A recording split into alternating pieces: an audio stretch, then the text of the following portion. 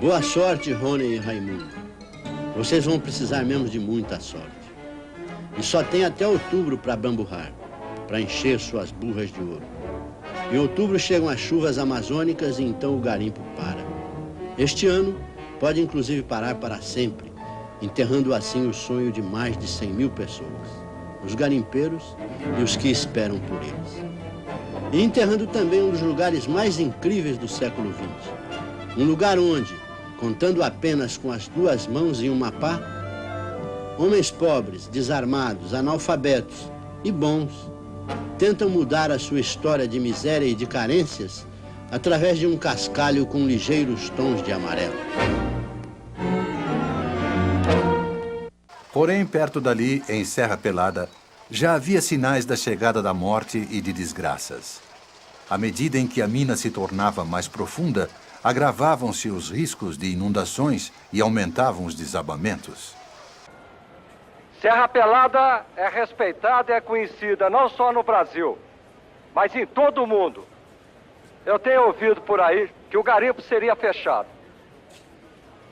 Os senhores já viram que Serra Pelada não vai ser fechado.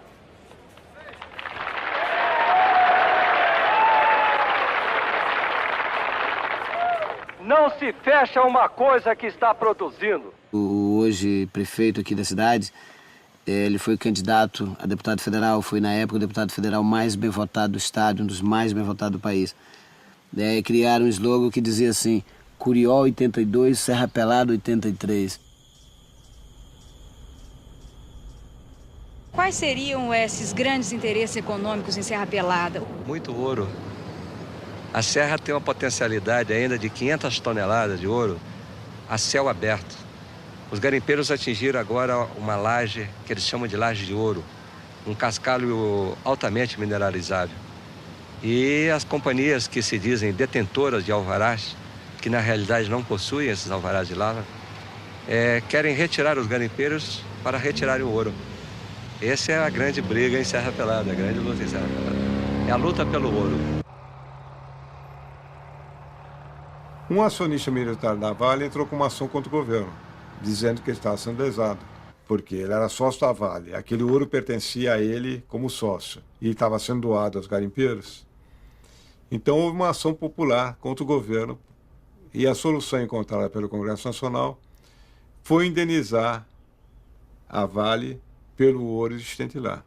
E a Vale então foi indenizada 40 e poucos milhões de dólares, mais ou menos isso, me lembro o valor certo sobre isso, 40, 50, alguma coisa disso, pelo governo brasileiro por aquele ouro que foi doado aos garimpeiros.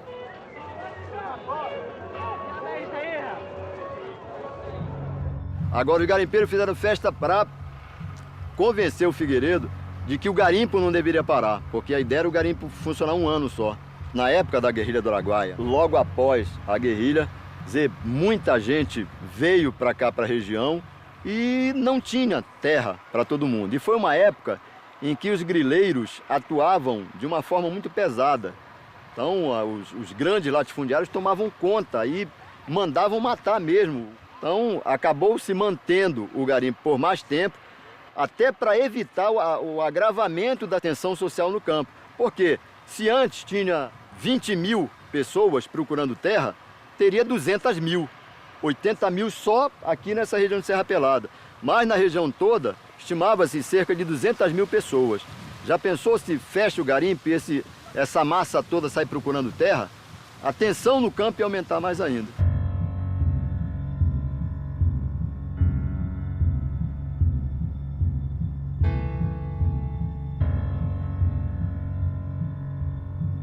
Até que o garimpo, quando foi no final de 81, acabou. Não ficou um garimpeiro dentro de Serra Pelada. O garimpo atingiu o lençol freático, não tinha como tirar aquela água lá de dentro, com o recurso garimpeiro.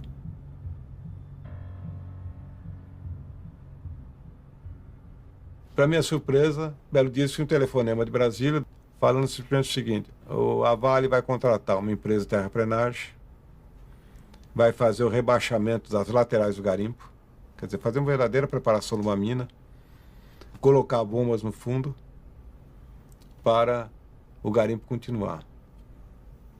E a minha resposta foi a resposta primária, óbvia. Falei, mas coronel, o garimpo acabou. Para que fazer isso?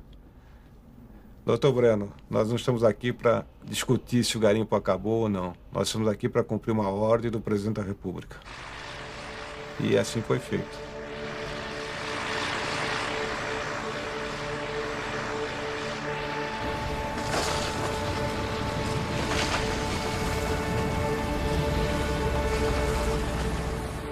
E quando foi mais ou menos em julho, maio, o garimpo foi reaberto.